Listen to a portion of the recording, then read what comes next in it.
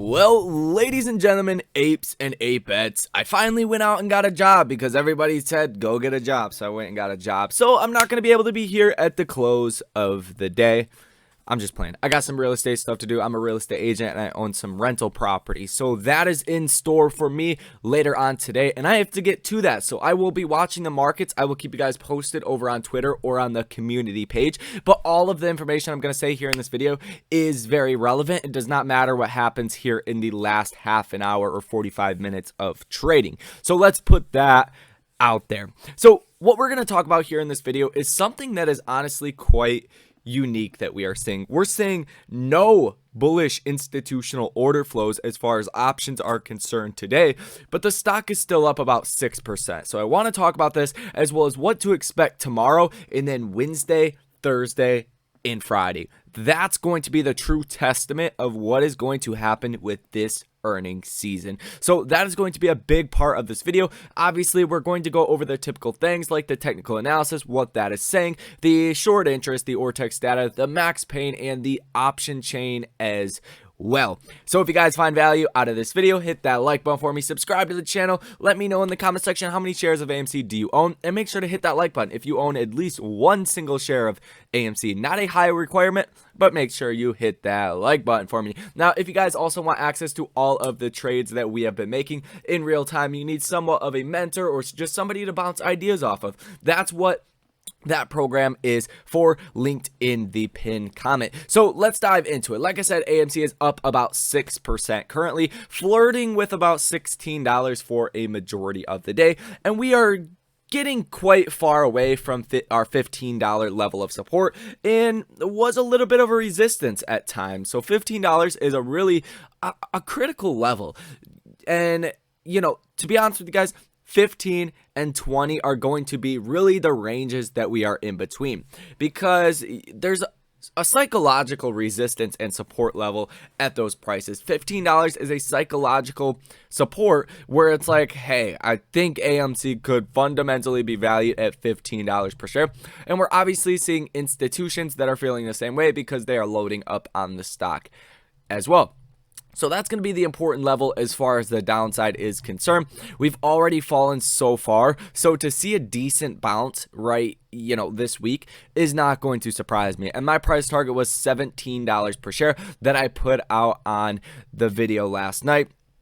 And that's really what I think by the end of the week. If all earnings are good, would it surprise me to be in between $18.50 and $20 per share? Not at all. Would I bet my whole life savings on that? Certainly not. But today is definitely a step in the right direction, and your portfolio is obviously green today.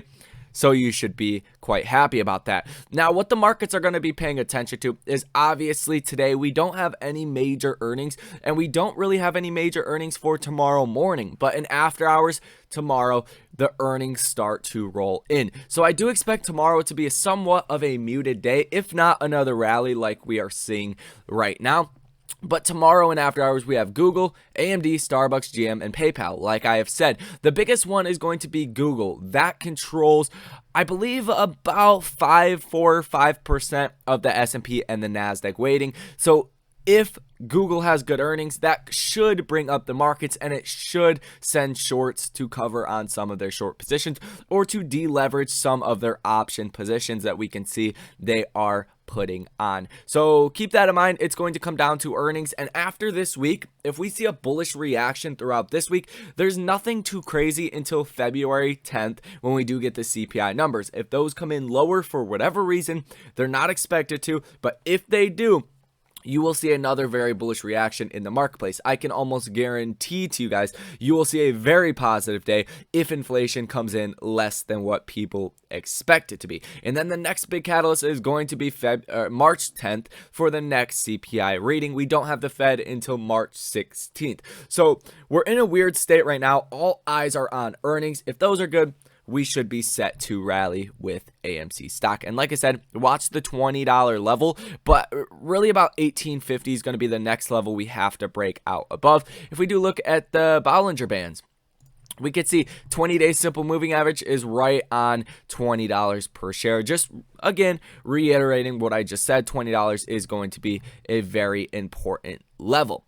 Now, as far as what actually happened today, Fed Dally came out and made some statements and essentially said that the economy's good, they're doing fine, they want to kind of wait and see. She said in her words, and she's a voting member of the Fed, so people pay attention to that, and the market started to rally after she was speaking once she made these remarks. And she essentially said that they don't want to raise so aggressively that they start raising, cut off all the money supply, and then they're like, shit, what did we do? I'm obviously simplifying this. So what she was basically saying is they want to take it slow rather than go too fast and be completely wrong. So I think markets seen that as a very bullish thing, and that the Fed has flexibility and they have not set a direct course that they will follow no matter what data they get. So the markets did react bullishly to that. Like I said, all eyes are on earnings as well. But now let's take a look at the 13F filings that are coming out from the institutions. You can see a lot of green here, a lot of brand new positions that are coming out. Look at this, 227,000 share position, a 10,000 share position, 104,000 share position. Commonwealth Equity Services increased that position by 11.11%, 18.36% increase right there, 1.78% right there, 90.31% right there, 23.42%, almost 10%, 17%, 15%, 97%, 36%. You guys get the idea. Hedge funds are actually loading up on AMC shares as of right now, and that is seen, in my view, as a very bullish thing, because if they're buying the stock, that's more buying power that is going to come in to the stock, and it helps to justify what we've been saying of that we're pretty much at our fundamental valuation or slightly under our fundamental valuation. So definitely a good thing to see right there. As far as the Stonko tracker data, nothing has really changed since the last video. About 18,000 calls that are in the money, 73,000 calls that are out of the money. In the money puts at about 8,500, out of the money puts at 53,000. So nothing has changed. Still not a crazy huge amount, but if we do see a big rally in AMC, you could certainly see up to 7 million more shares be purchased by the market makers, not including the about 1 million shares that would have to be de-hedged for on the put side. So definitely some buying activity that could happen. I wouldn't hold my hat on it though, quite literally. Now, as far as the sentiment, this is what I find very interesting is we're seeing 12 institutional orders totaling 3.37 million, the positive order value of 0. So they have all been puts today or all been negative values. But keep in mind, over the past week, we have seen 172 orders totaling $105.44 million, the positive order value of 57%. So still slightly positive as far as institutional orders over the past week. But today they've been very bearish, all of them with puts, the strikes being, well, the expirations being February 18th, March 4th, February 18th, March 4th, February 18th. So they're all very short term. Literally the only two strikes, February 18th and March 4th. A lot of these puts at about the $16 price. So puts that are already in the money. So they're going to start losing substantially if the price of the stock does continue to go up. And this is a way that they are trying to keep the stock down as well, and a way they don't have to report their actual positions. If they get in and out of these put positions very fast, then it's likely they won't have to report them because they're getting in and they're getting right out. So keep that in mind, a little bit of artificial shorting activity that is happening today.